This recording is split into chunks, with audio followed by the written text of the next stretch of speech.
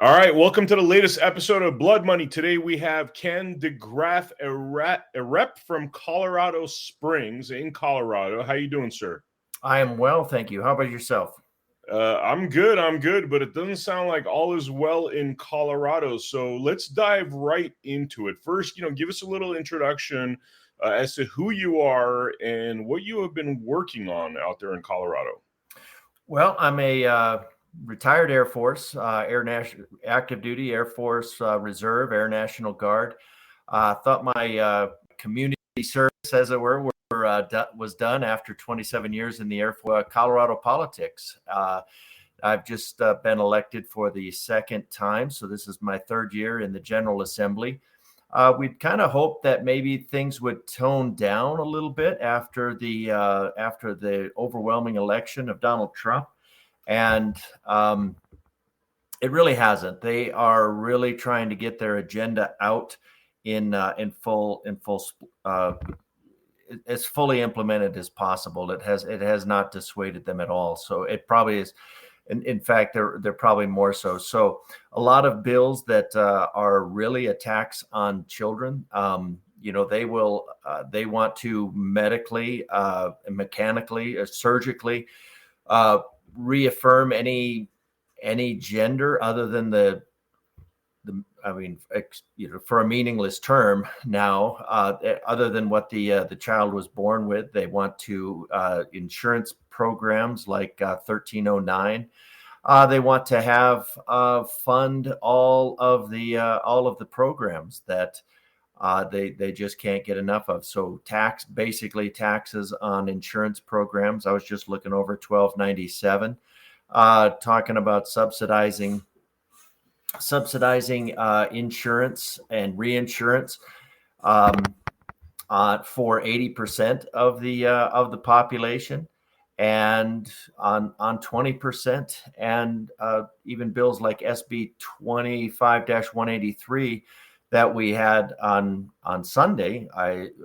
Disgustingly enough, that committed Colorado to what they said were the mandates of our Proposition 79, which so they want to use it to commit Colorado to unlimited funding for unlimited feticide for unlimited persons, because anybody in Colorado with no proof of residency. So any proof of residency they determine is discriminatory. So really, feticide. You use the term feticide. Could you explain what that is? Well, I use the term feticide in the same manner as Susan B. Anthony. It's the murder of a fetus, the murder of a preborn human. Abortion is a natural procedure, a natural process of the expulsion of a non-viable pregnancy. So it's really not accurate to call feticide is just more accurate, because it is the active killing of an unborn human, and that is in Colorado, that is at any point prior to live birth, by any means, any chemical, any means, at any time, for any reason. So I think it's better to make sure we're talking about what we're talking about, and not euphemistically because of discomfort. So Yeah. So tell me about some of these bills. I mean, I have them pulled up here. In fact, I could show them on screen. Well, that's one thing people don't realize. They'll see a couple bills that come up, and they are the bill typically, what I call legislation 101 is what it says it is, it ain't. So the title is are very deceptive. And then, the costs are deceptive. And then the fact that we just have hundreds of them, that we'll consider over 700 bills this year. And these are all about abortion or feticide? No. They're about everything. They're about, housing, HOAs, every legislator, all of the 100 representatives / legislators are allocated 5 bills, and of those 5, we'll see 700 introduced and over 600 passed. So 600 of 500 bills will pass. Most of those will be Democrat bills. Most of them will cost quite a lot of money, and we're getting into the crunch phase of session. So in the final few days, that's when we'll see the governor's priority bills and the Democrats' priority bills, because their priority bills, they want to make sure they have as little scrutiny as possible, and with as little time available for consideration. Concerning protecting access to gender-affirming healthcare. I'm going to guess that one is 1309, so I can bring that one up. Yep, 1309. Yep, so 1309 is, it really gets their, it gets to their priorities. If you, let's see, bill text. So what they do is then they'll say, well, it doesn't have a fiscal note, or it has a low fiscal note, because what it's doing is it's imposing the cost on everybody's insurance. So it's requiring all insurance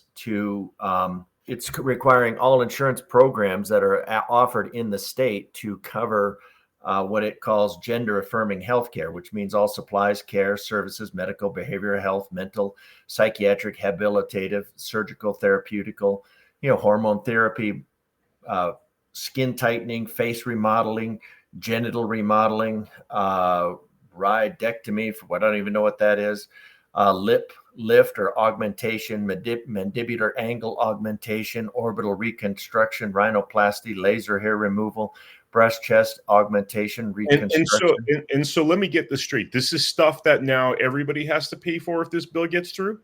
Yes, everybody has to pay for because it's requiring that this coverage be included by all insurance programs that are offered in the state. So the only way that those insurance programs can cover that, of course, is because some of those are very expensive procedures. And when you look at it, and when you look at the ongoing medical coverage that's required, you're looking at hundreds of thousands of dollars per person.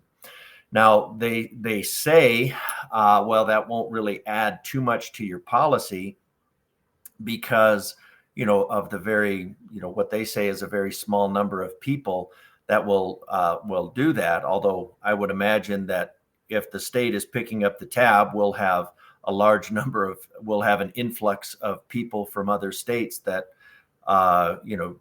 want the surgery want all these procedures for free. So, but either way, it's a tax on the people of Colorado. It's a government mandate. And then so that cost is assigned to the people of Colorado. So it's a way to evade the taxpayer Bill of Rights, and it also assigns special privileges to a minority or to any group, whether it's minority or majority. The Constitution forbids special treatment. So this is taking money specifically from one group and then giving it to another group and giving them preferential treatment, because nobody else gets that coverage for free. It's only for what they call gender affirming healthcare. So, of course, I got a question about this though. Like, yep. I mean, there's been, I've read a lot of articles about how, other countries that have done this sort of thing, they've realized it's an absolute failure. There's no such thing as switching your gender. It's a temporary fix. Often it leads to, horrible repercussions in the long run. But you tell me, what do you know about the background of this sort of, quote unquote care? And how does it apply to what what they're trying to do in the Colorado legislature now? Well, we've had several bills on this with care.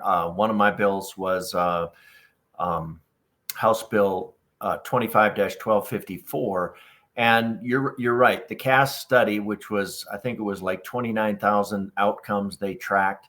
It wasn't really. It was just to set. It was a study to look at what the outcomes of these surgeries were, either the transition, social, medical, hormonal, and because a lot of countries were farther ahead of us. I don't want to say ahead of us. They were they were deeper in the hole than we were, and they tracked the outcomes and have realized that most of this is going horribly wrong. It's the Debbie Path, which is not a medical organization whatsoever. They do have some medical people in it, but they came up and they said, well, they made nominally some medical standards which were cited by other people, and then you just have this circle. But even they recognize that 30% and climbing of people who have gone through the transition in one way, shape, or form, especially surgical, regret it. And so if you look at regret as failure, 10% would, I think over 10% would be considered extreme risk in any surgery. So if you have 30% risk of failure then you're at an extremely extreme risk of failure for this. But instead of backing away from this, they double down. If you can go to Reddit, they have found there's a Reddit thread, and it's got 50 to 60,000 members on it. I don't know if they're all detransitioners, but they're all people with tragic stories about how they were rushed. At least the ones that are sharing their stories are how they were rushed into either hormone therapy, genital mutilation, or even social conversion. And social conversion generally leads to hormones.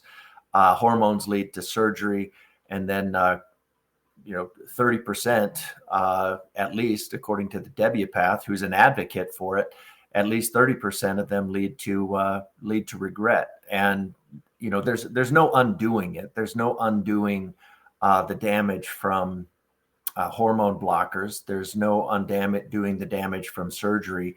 And they're really tragic stories to listen to. My bill for House Bill 25-1254 was not to make it illegal, because that's a bridge too far. This is they are committed to making sure this happens more and more. But it was to add some accountability, some accountability through liability to make these providers for this care more cautious as to who they are transitioning. So, if 30%, say, let's just hold it at 30%. If 30% is a failure, you want to limit the surgeries to those 70%, and those 30% could probably be weeded out by some psychological intervention, because we know that 95% plus, if nearly 100% of the kids who have this gender dysphoria, their body dysmorphia. I mean, it's just a form of body dysmorphia. You could feel like you're too fat and be skinny. You could feel like you're too skinny and be fat. There's also dysmorphia where you feel like your arm doesn't belong to you, or your whole body doesn't belong to you. But we don't cut off somebody's arm in order to make them feel whole. We would put them through a lot of medical intervention to avoid that harm. So the attempt to even add accountability through liability of the medical process was not just voted down, but it was absolutely mocked by the Democrats. So they don't want any slowing of the genital mutilation process, of the what they call affirmation. They don't want any slowing by that.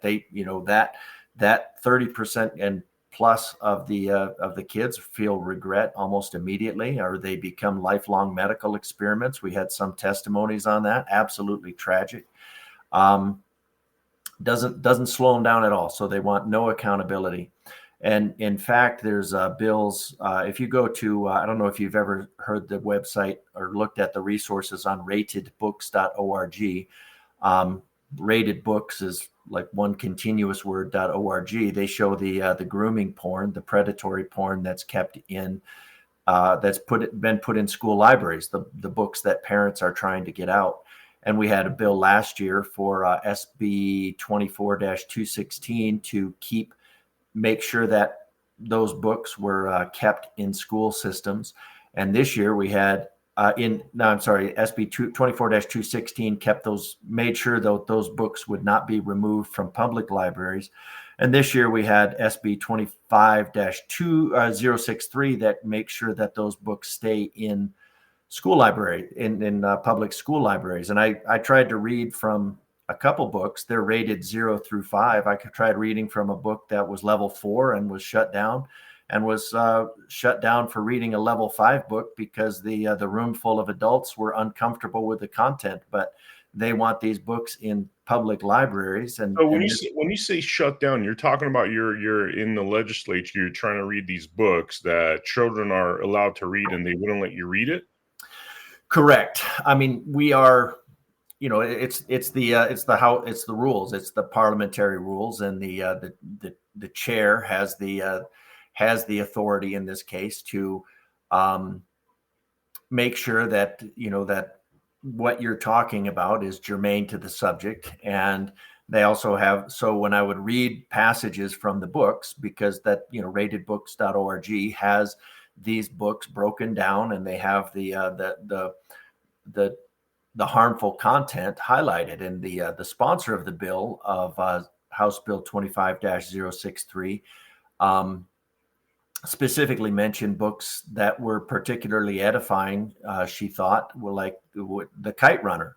And so I pulled up the Kite Runner and pulled out passages from the Kite Runner and read about I just picked some random scenes, very uncomfortable reading, because it's about it's about the rape of a minor. You read like one passage from the pages of passages that are in this book, and they shut you down. So when another time when I tried reading a couple passages from a level 3 book, in fact, so stepping down a little bit, and the adults in the room were uncomfortable. So the chair gavels you down, you go to a recess, they don't allow you to come back and speak. So it's just the parliamentary rules of the House, but it's telling that they won't allow you to read even books that they said were specifically uplifting and beneficial for kids, but they won't let you read the content. So, the really bad thing about these books, those two bills, 24-216 and 25-063, were that they're made to look like they are giving parental rights, parental authority to have those books removed from the library. And through twists in wording, they actually do the opposite. So if you're just reading through the bill, you think, oh, well, this is what we need to give parents the authority to get this material out of schools, when in fact it's giving the legal backing for these librarians to ensure that these materials cannot be removed from the library. Parents, I mean, are parents in an uproar? I mean, I would imagine 10 out of 10 parents would be in an uproar for something like this. I mean, what does that look like? How are they able to, I guess, are there parents that are fine with this sort of thing? Hence, there's not the sort of uproar that's making them take out these books. I mean, what does the landscape look like? Well, the sponsor of one of the sponsors of the bill is a parent, young child. And lots of people in the room are parents and grandparents, but they will vote consistently, and make sure that those books stay. A lot of them will just not be in the room, and they don't like me reading. They don't want to hear what the passages in the book are, because the Democrats, the Policites, they want to have some level of plausible deniability, that, that they'll just say, well, these are just crazy people that want to remove these books. But when you read from a rape scene of a grown man, young boy, and that his two friends are holding him down, that is, they don't want to hear that, even though it's a book that they said was particularly uplifting. And you see these videos on we're talking about the books. You see them on the videos where parents go to school boards and such and read the passages, and the school board gets upset and bans them from speaking. Well, it's the exact same thing that's in the House of Representatives. They want to keep these materials in the school. And if you read, I recommend Kara Dansky's book, The Reckoning, if anybody wants to understand, because this pornography, it's predatory. I mean, when you have a book like that, it forces the child to put themselves mentally into situations where they're not ready for, either as the victim or as the perpetrator.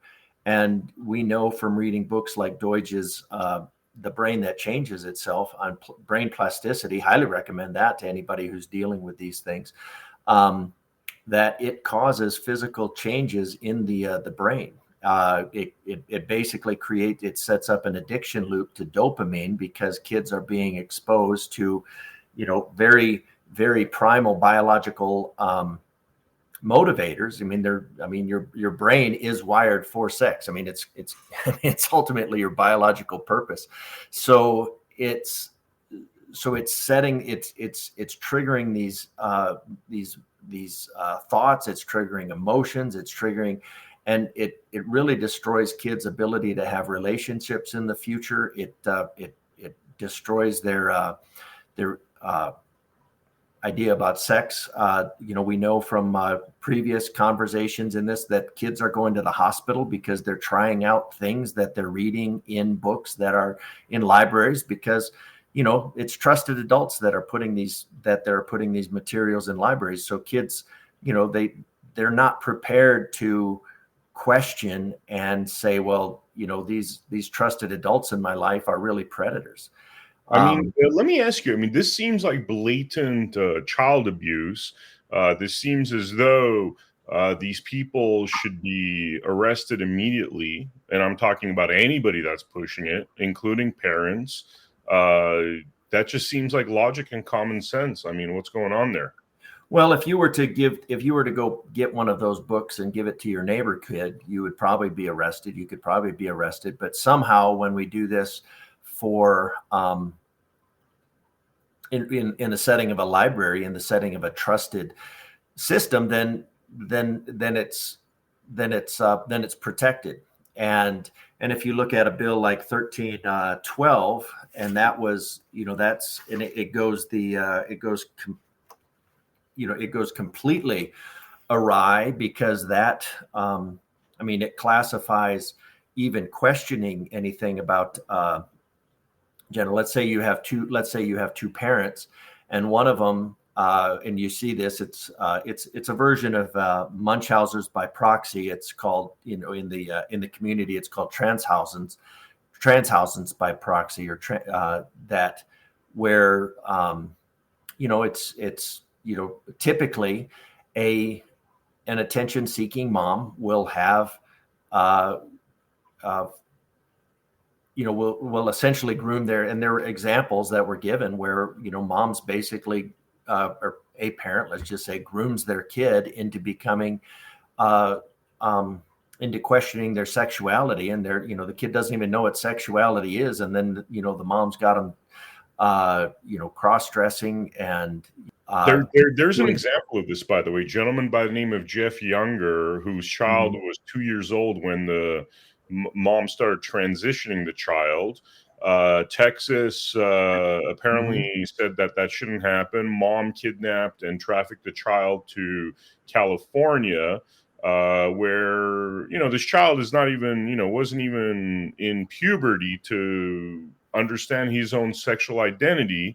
But yet the mom, given almost godlike powers, against the father's will to do whatever she wants, basically. Oh yeah, that's what Colorado's House Bill 25-1312 does. It sets it up and says, so say in this case, a parent, they start transitioning the child, like that happened to Aaron Lee's daughter, and you can read about, they have that documentary called Art Club, where they transitioned her socially. The teachers transitioned her socially behind the parent's back. Well, now let's say that kid comes home, and then using that child's birth name is now considered coercive control. So referring to a child that of whom you've been a parent for, and of whom you have the the fiduciary responsibility that you, and most of the times as the parent, you have the best interest of that child at heart, except for cases like Munchausen's by proxy or Transhauser's by proxy. That speech is now considered coercive control, and that coercive control is considered abusive behavior and has actually been criminalized in I think about 8 to 10 states. So I wouldn't be surprised now if with this bill going through, that even in the waning hours, that there'll be a bill that actually criminalizes using birth name of somebody who's in the throes of body dysmorphia, that using their birth name would be considered coercive control and then become a crime. And that becomes a factor when you look in a case like Troxel. Troxel said that the court needs to start with the assumption that both parents are fit parents. Well, both parents are fit parents unless one is engaging in recognized abusive behavior or criminal behavior. And then the other parent, of course, has a leg up. So, they'll say, well, this is not a criminal thing. Well, yet, and it's just like they've brought in the regulation of even toy guns by civil action and creating penalties that way. So they're using these civil actions to say, well, it's not an actual crime where your life, liberty, or property would be deprived through, due process. It's setting up a biased civil process against a parent. So where they would say, well, the parent's not really being considered for a crime, but the parent could have custodial rights taken away from them, which is, I don't know how that's better. It's a difference in type, not kind. These two bills that you're talking about are so 1312 and 1309. Like, these are actually going to pass? I would expect so. I think 1312 is, from what I've heard, is kind of in this limbo status, and it's a good indication of what people need to do. They need to be aware. They need to be aware, and they need to put pressure on their legislators. Now, SB 25-003, that does literally criminalize toy guns. I mean, I know it sounds like hyperbole, but I would never, ever in a million years use hyperbole, but it actually does criminalize toy guns, and you can be held civilly.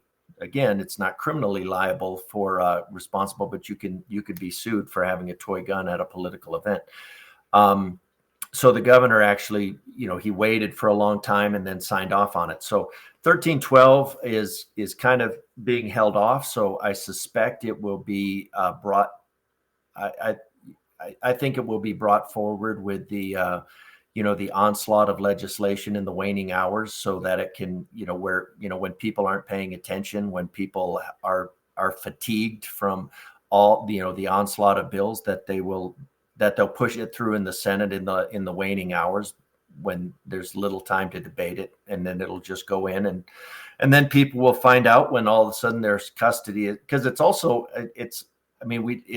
one of these things where you look in 1312 and it's posited as custody between two parents, but I think it's ultimately beyond that, and it's custody where the state would pull custody from parents. So both parents could actually be in opposition to this. Both parents could be charged with coercive control, and then the state would do that. So I have a constituent here, and his daughter was basically taken custody in Tennessee for having a mental break, and could have been in custody, should have been no more than a medical hold for 48 hours. And that 48 hours expired 2 years ago, and that child is still in Tennessee in being kept in basically a foster facility, in jail essentially, and the parents can't get the custody returned, and the state of Colorado won't help in any way, shape, or form. So there's a huge industry out there for warehousing these kids and basically trafficking these kids. Tennessee, again, I can't get any help out of the state of Tennessee to deal with that. So I think ultimately 1312 is about not so much about parent, custody disputes between parents, but the custody disputes between parents and state. And you can look at that. Last year, the state mandated that all foster parents actively participate and really celebrate the transition. So if they put a kid with them in their care for their, that they have to participate in the surgery. They're not going to participate in taking them for therapy. They have to reaffirm their pronouns. They have to reaffirm their names. They have to make sure they stay in contact with the grooming entities. So it's a continual war. It does not let up even ever. It does not let up ever. And I think it will get worse as we get towards the end of session. Let's look at persons' rights related to children. I'm looking at this 1003. Could you talk a little bit about that? 1003. You're talking about House Concurrent Resolution 1003. That is my parental rights bill, and it just adds to the Constitution. It would be something that would be voted on by the people. So this would just put it on the ballot. Do we want to add these words? I have to pull it up to make sure I don't say the words incorrectly. But it's it's just adding that to ensure that. Let me see. So it would change the Constitution for all persons have certain natural, essential, and inalienable rights, among which may be reckoned the right of enjoying and defending their lives and liberties, of acquiring, possessing, and protecting property, and then adding of directing the upbringing, education, and care of their children, and seeking and obtaining their safety and happiness. So it would be adding to our Constitution that an inalienable right is directing the upbringing, education, and care of their children.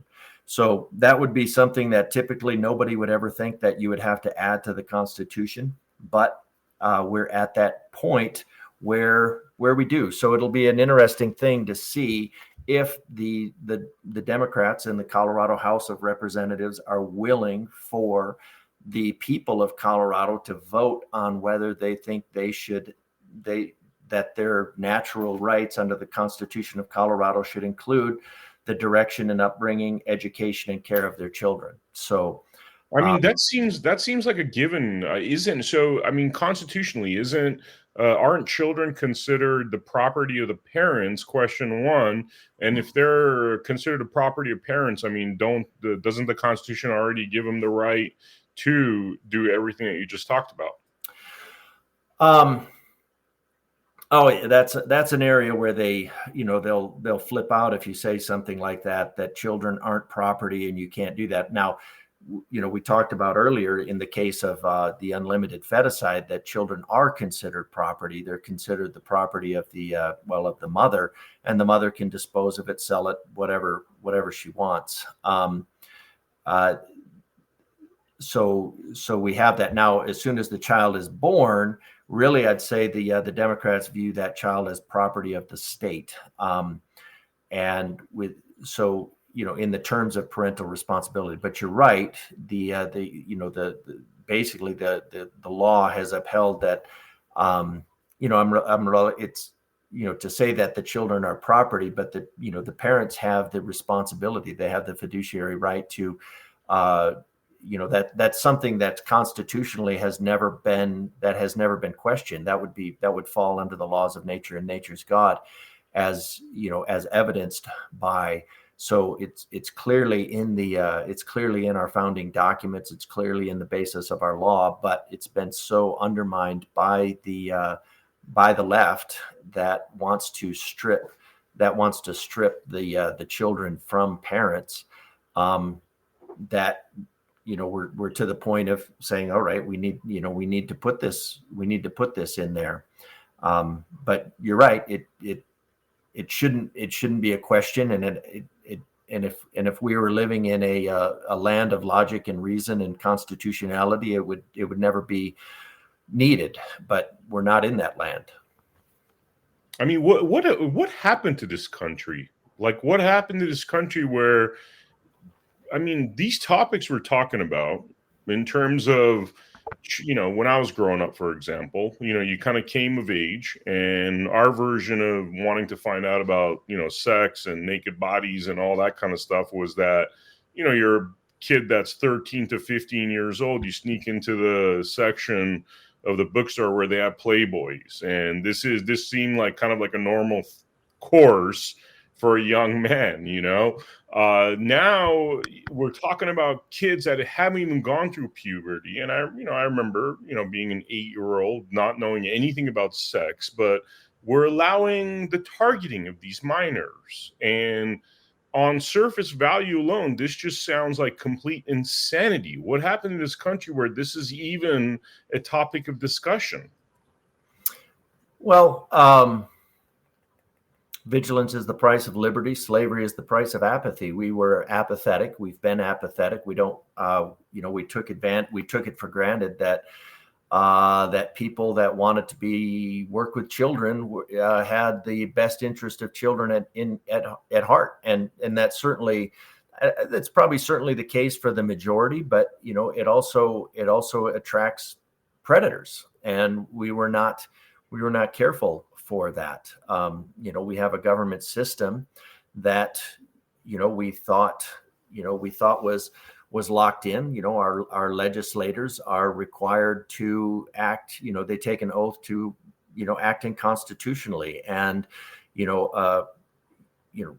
to secure these rights, governments are instituted among men, deriving their just power from the consent of the governed. That, we should not be imposing mandates. We should not be imposing our will. But then these same legislators put into law basically that anything they pass is considered constitutional until proven otherwise in a court of law. Now, against these kids, we have left, and in a large part, I blame the church. I blame myself too.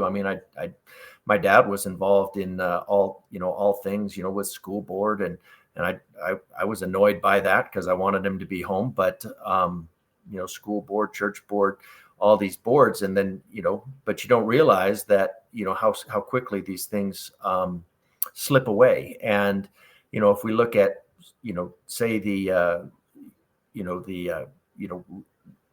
we are leaving these positions of power and money, and which attracts people attracted to power and money. We're leaving those positions open to people who don't have the moral grounding, who don't have the that don't have the integrity to be in those positions. So we leave those positions too often open to those who are looking to benefit themselves, and they know full well what the words to say, how to act, how to convince you that they're doing, that they're working on your behalf while working in, complete contradiction to that. So we've left.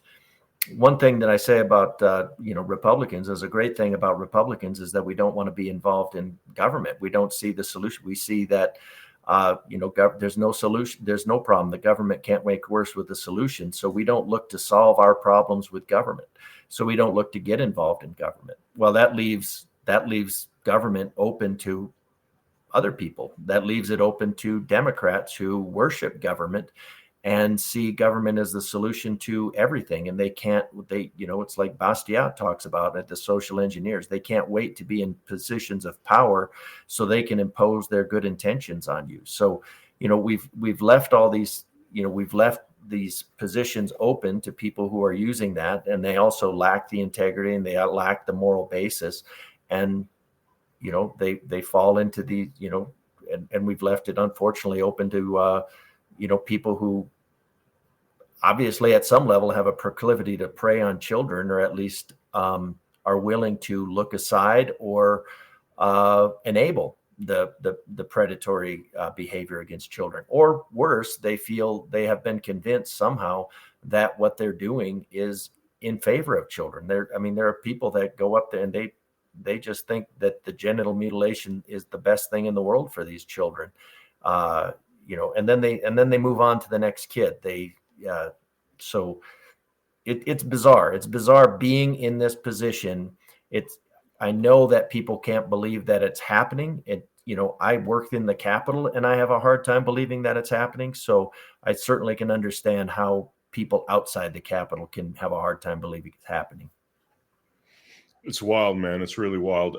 Now let's talk a little bit about, is there anything else you want to say regarding these bills before we go on to our next topic?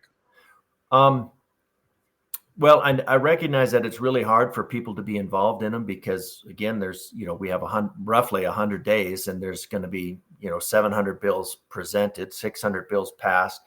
So there's a level of fatigue in there. But there's a lot of really good benefit for the people of Colorado, and even for the people outside of Colorado. One of Colorado's main exports now is really bad ideas. We used to be primarily an importer of bad ideas out of California.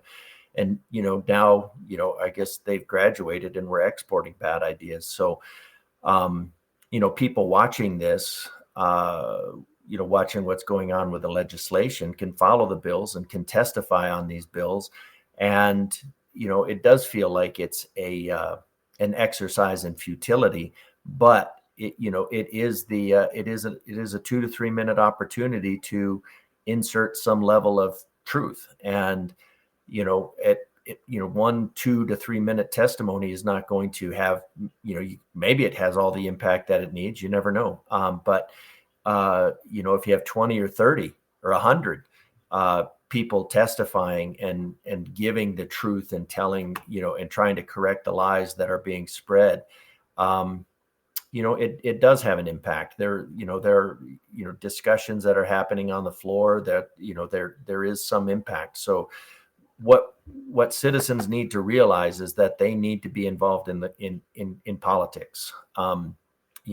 Poly many ticks, many parasites. It's very true that they need to be involved in politics because we have a system of self-governance. We're not supposed to just leave our government to some elected officials. We are supposed to be involved and holding them accountable. Let's talk a little bit about, Tina Peters. At the America Happens Network, we've done a lot of different pieces about Tina Peters, including documentaries that, prior to her being placed in prison. I mean, from our reading of it, you have something incredibly corrupt and tragic there that, this lady was simply doing her job. And she's a Gold Star mom, lost her son to what I would say is our military industrial complex. I mean, and now she's in jail for the next, or prison for the next 10 years because she backed up voting machines. I mean, tell me, is anything I said incorrect there? And could you shed some light into, what's going to happen with Miss Tina Peters?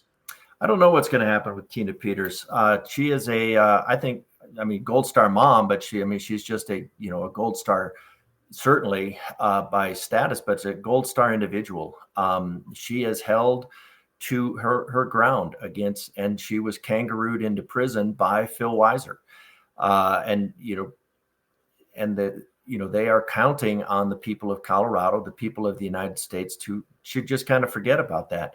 Jenna Griswold passed, through the Democrat House. It was before I was there. I think it was 22-153 from my dealing with it earlier, is what I call the Get Tina Act, which is basically, it's an ex post facto creation of law that was used to, like I said, kangaroo Tina Peters into prison. So creating a law after the fact to prosecute a whistleblower who should have federal whistleblower protections is unconscionable. And then you consider that Jenna Griswold. So one of the, there's many things. So they'll say, well, Tina Peters, backed up, had somebody look at the machines. Well, it was after an election, and there was no process for doing it. So she did the best that she could, and she had the machines backed up. And then, the Democrats will talk about how criminal that is. And then in a documentary where they were, there was not during an active election, there was part of a BIOS password displayed, and Jenna Griswold, who doesn't know what she's doing, she's a puppet, and in that position, and she went on to say how dangerous that was, that even a partial BIOS password was exposed to the public during not during an active election. Well, Jenna Griswold, her office, the office of hers, I don't think she does anything, but her office published on a unsecure website attached to an unsecure server, basically all of the BIOS passwords of at least 600 machines in Colorado. So I don't know how many machines we have, but I know at least 600 BIOS passwords were compromised. Now, in the trial, the libertarians took her to court to sue to shut down the use of the machines in the election. Phil Weiser's team testified that the keys to the kingdom, as they referred to it, were not compromised because you needed two. Well, that's not true. If you have the BIOS password, you only need the BIOS password. And and we know they have wireless capacity because when Rod Bockenfeld tried to pass a bill to remove wireless capacity from these machines, the Secretary of State said it would cost $150,000 to remove the wireless capacity that she said didn't exist. So now they'll say, well, we buy machines that don't have wireless capacity. Well, typically that, and the way you verify that is you can't, because you can't open the machine. So most likely the machines have Wi-Fi cards in them, wireless cards, that are just not recognized by the BIOS system. Well, if you have the BIOS password, you can activate those BIOS cards, and you can hide them. We had DoD experts in cyber. I go back to I stood up a top secret vault for my flying unit, and I can't believe the complete lack of security procedures. But on the the military side, they said if there's a BIOS compromise, the only thing that they can do is destroy the computer, because there's no way to go into the system and figure out. Now, there's hardware components and all that, but anything that requires that, they just have to destroy it, because it's not cost effective to go in there and try to figure out everything that the BIOS could do. Well, how did they solve it? Well, Jared sends a team of insider threats, exemplifying that, bypasses all security, and during an active election, has the team reset the BIOS if they were compromised. Well, if they were compromised, they're a crime scene, and the fact that he tapped into them was a crime scene. So it's just absolutely incredible that and it's a federal election. So I don't, I keep hoping that, that Pam Bondi will come in and say, you tampered with federal election systems during a federal election, during an active federal election. And, it's a crime. I went through the regulations. I have about 8 pages of things that I'm still waiting for answers on how they're not in compliance with FISMA standards or controlled unclassified information standards for the passwords, how they are, how they're maintaining custody of control through the postal system when there's no chain of custody. So yeah, it's a completely compromised system. And Tina Peters is a hero for, and interesting is she was a firm believer in it until she saw it firsthand and then couldn't unsee it. And, absolutely commendable for her to stick to her guns. I think she's a national hero myself. And, we're spending $560, it's at least $70,000 a year plus whatever special treatment they're giving her. So it's at least $70,000 per year that the governor of Colorado is keeping a political prisoner on behest of Jenna Griswold, who wants to be the attorney general, and placed in jail by the current attorney general who would like to be governor.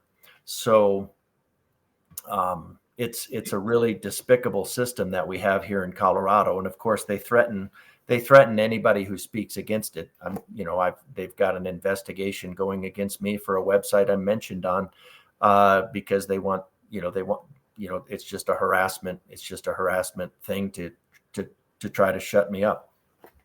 Is the federal government and the Trump administration doing enough to address some of these issues? I mean, what I'm seeing from both these major issues right now, whether it's Tina Peters or the sexualization of children, is that there's gross constitutional violations. There's people that should be put under arrest, in the case of these bills, for blatant child abuse. Sexualizing children seems like blatant child abuse. I think anybody logical that's not, a mom that's trying to get like points on social media about transitioning their child would agree that anybody that hasn't hit puberty should not be sexualized. It seems as though the same thing goes on, same thing could be said about federal elections. The idea that Tina Peters is a, political prisoner right now. Now, is what I'm saying correct in drawing those constitutional parallels? And if so,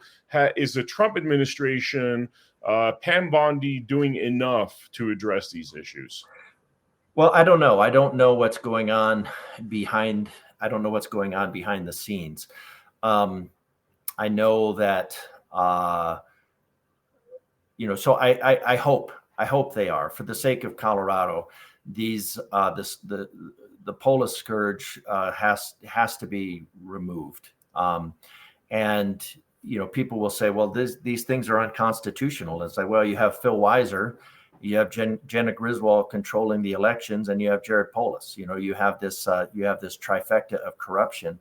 That is, you have criminals that are, if they're breaking the law, you have this trifecta of people breaking the law and enforcing the law. So what, that's what you're going to get. You're not going to, it's difficult to break out from. Now, fortunately, we had, some breakout from, like on the election system, there were, if you look at the election, the district right across the, a mile from mine is, they discovered 3 votes, probably of many votes that were counted for the Democrat that had been crossed through as a protest vote of, I am specifically not voting for that person, but they counted them for that person. So the election system is kind of, so I think you're absolutely right. There's a lot of unconstitutional stuff going on in Colorado. Unfortunately, it's people that are unconstitutional that are enforcing it. and they're piling more on in order to protect themselves by the law. So we just had another bill that was we debated on Monday, and it was about diverting $4 million from our Infrastructure and Jobs Act, either federal or the money that we allocated to the state, to defend the administration against the revocation of any federal funds because they've been diverted for other purposes. So the threat to Colorado and that, the loss of funds is because we've used them. Colorado has used them for circumventing the immigration process and propping up they're propping up undocumented voters, unprotected by documentation, so that they're in a permanently exploitable and expendable status, and spending millions, if not hundreds of millions of dollars in that endeavor.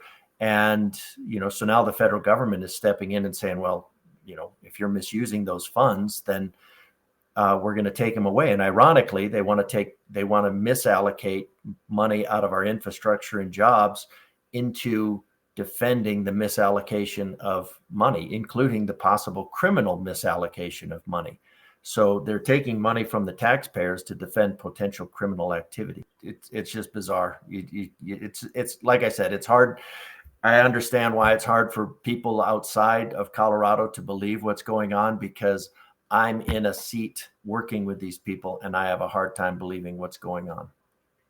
Yeah. I mean, it's not just Colorado, though. I mean, this is nationwide, where you have individuals like the Jenna Griswolds of the world that are elected officials. They blatantly commit crimes and they're never held accountable. That's a thing that is pretty obvious at this point. And I'm hoping that the Trump administration actually does something federally, because, you guys are out there on a statewide level. And what the things you've identified are an epidemic across this country.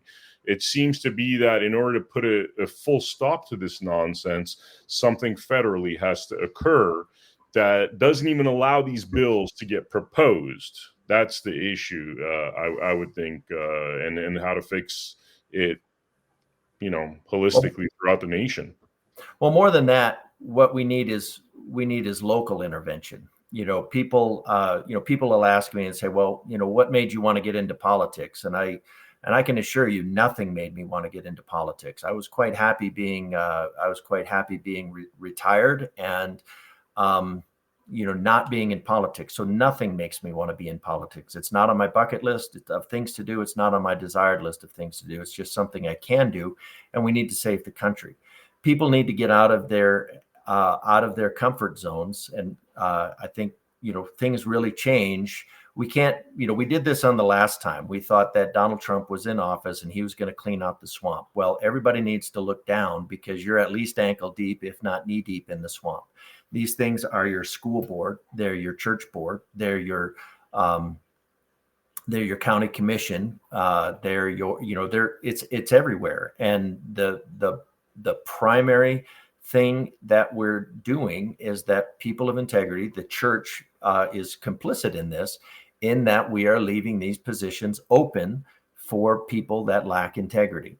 And they move, and people will say, well, I'm not qualified. Well, I'm not qualified to be in this position. I'm an engineer and a pilot. I thought that exempted me from politics. But we need, first and foremost, what we need in those seats, in any of these seats of self-government, we need people of integrity and character. That government is best which governs least. So if nothing else, nothing gets done, which is much better than the bad stuff that gets done. So, when we have people that lack integrity, we're going in the wrong direction. If we have people of integrity, but just, maybe we just don't go anywhere, but not going anywhere is better than going in the wrong direction. Thank you, sir. Thank you. For the viewers out there, thank you for joining us for this Blood Money episode. Make sure you check out americahappens.com, where we have a lot of our highlights from past episodes posted. I will see you all on the next episode of Blood Money.